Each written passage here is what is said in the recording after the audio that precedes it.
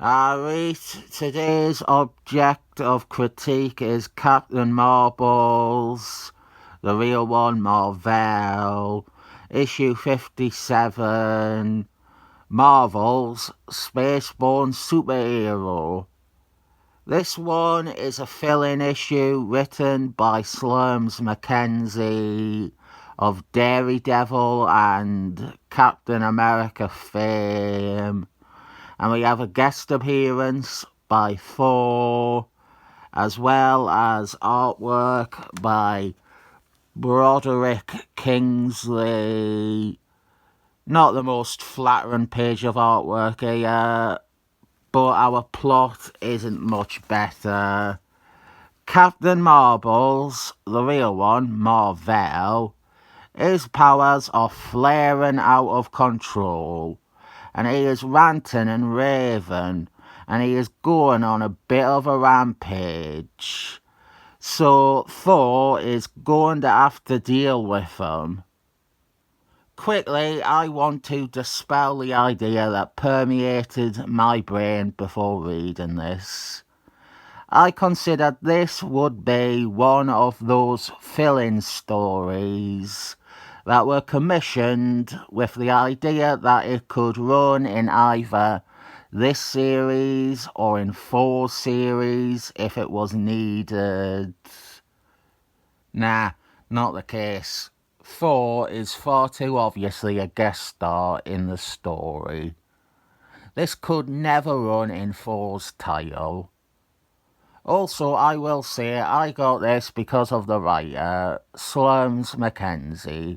He wrote some Captain Americas and some Daredevils that are brilliant. And moreover, he wrote a random fill-in issue of Iron Man I got on a whim, and it turned out to be one of the best fill-in issues of anything I have ever read. So I wanted to read more and more from McKenzie because by all metrics he is a great writer who never got the acclaim and accolade he deserved.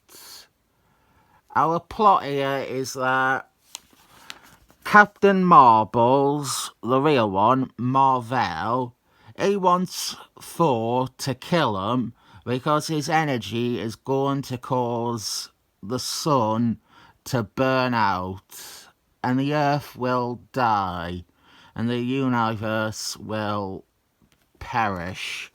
So, Katham. It is a glorified fight between Captain Marvel's, the real one, Mar-Vell, and Thor. Honestly, there isn't much story here. We get a little bit of characterization with Dickie Jones. He doesn't want to abandon his friend Mar-Vell or resign to the fate that he has to die to save the world. Maybe you should have accepted it now, and then it would have been easier in a few years' time. This is a disappointing script from McKenzie. There are a few flourishes that raise it a tiny notch above your typical inventory story. And one of them is the backstory, which links it to recent stories, and a major one at that. Captain Marvel's, the real one, Mar-Vell, his predicament was caused by Phineas, and Phineas's recent attempts to ignite the sun. He tried to extinguish all life in the galaxy by causing the sun to explode, and this was in Avengers Annual 7. Captain Marvel's, the real one, Mar-Vell, and Thor and the Avengers battled Phineas and thwarted his attempts Earths to exterminate the galaxy. It is nice to see that we are building on that, and we do have two characters who were there for that story, Mar-Vell and Thor. Basically, what Thanius did to the sun, he didn't succeed, obviously, but he did actually affect the sun. And the lasting repercussion is that Captain Marvel's, the real one, Mar-Vell, his energy powers soaked up all the excess sun energy, and now he is a powder keg of energy set to explode and doom us all. The artwork is by Broderick Kingsley, an artist who you will know. You definitely will have read a comic with him as the artist. He is a very, very well-worn artist who has done so many things. His style sits right in the middle of the 70s storytellers and the 70s psychedelics. A very underrated talent that has done so many of the second tier books over the years. I am going to try and do this all from memory. I'm definitely going to miss some, but let's see how much of his career I can remember. He does Captain Atamant, of course. He took over Michael Notes from Mr. Turnbull. He is the rest of this series until it is cancelled. Firelords, a Ron Spaceman annual, 90s Green Lanterns, Alpha Strike at the end, Batman, he did Batman, definitely did some Batman, Doom 2019, which is my personal favourite of his work, some Man-Thing, Kurt Busey's Awful Spider-Man and Extra Factors miniseries, Reggae Man, his second series, New Gladiators, the Millennium spin-off. I feel like he did some Imperial Guards. He did an issue of Kazar, issue 30. I think he did Iron Fist.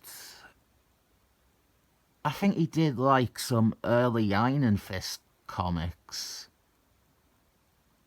He is still working. He does variant covers every now and again. He is old, and it is a gesture of respect. For me, he is the definitive artist of Mr. Doom.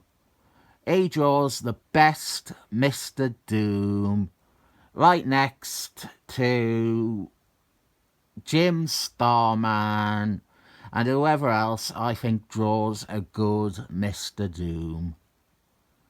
His art isn't immediately a case of wow, and he does often do pieces that raise an iffy eyebrow, or they don't look that great. But overall, he is a very dedicated artist, and he is someone who will shit out 20 issues of Green Lanterns, or 25 issues of Doom 2019. And you have got to admire an artist who is a professional in an industry where relief is almost always required. As I said, he will draw the rest of this series until it is cancelled at issue 60 somewhere. He does add some consistency and some style to a series that had been limping along since the departures of Steve Engeltine and Al Milburn, or even further back, Jim Starman. This one, however, is not a great story, nor is it a great showcase for Broderick Kingsley's art. This has its artistic moments, pages or panels that do suggest greater depth to Broderick Kingsley's style, but a lot of it is very agreeable out-style commercial comic art. These two closing pages are not that. These closing pages are some of the best in the issue. Dynamic, detailed, weird, exciting, artistic. I don't recommend it though. The plot is too basic and too forgettable to ever be recommended. I'll be fair and rank it a 7 thumbs up.